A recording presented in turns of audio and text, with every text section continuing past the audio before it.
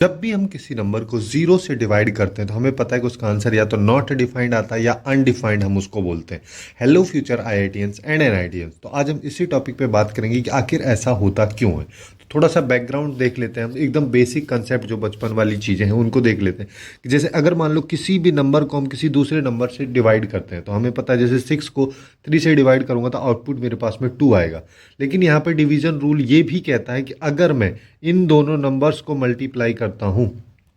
तो final output के रूप में वापस से वही नंबर मेरे पास में आ जाना चाहिए, जो कि इस सिनेरियो में हो जा रहा है।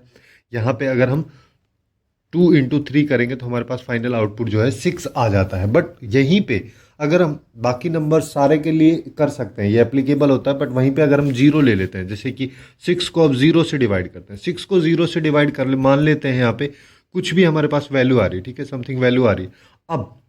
डिवीजन रूल ये कहता है कि अगर मैं इन दोनों को मल्टीप्लाई कर देता हूं तो मेरे पास में वापस से 6 आना चाहिए। लेकिन जीरो को जब हम किसी भी नंबर से मल्टीप्लाई करेंगे तो हमें क्या पता है कि इसका आउटपुट जो है वो हमेशा जीरो आएगा, तो ये 6 के इक्वल आएगा ही नहीं। वैसे ही कोई दूसरा एग्जांपल भी ले सकते हो कि 3/0 कर दो, है ना, तब भी मान लो यहाँ पे कुछ ना कुछ वैल्यू आ रही है, ऐसा मान ले रहे हैं हम। अब इन दोनों वैल्यूज़ को मल्टीप्लाई करने पे ये आना चाहिए, जो कि नहीं आ रहा है। इसीलिए जब भी हम किन्हीं वैल्यूज़ को ज़ीरो से डिवाइड करते हैं तो कुछ भी वैल्यू हम वहाँ पे नहीं मान सकते, क्योंकि उस वैल्यू को अगर हम मान ले रहे हैं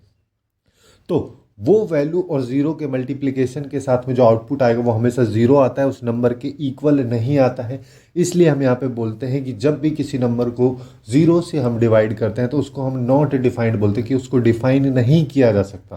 क्योंकि क्रॉस मल्टीप्लाई करने पे हमेशा आउटपुट जीरो आएगा, ना कि उस नंबर के इक्वल।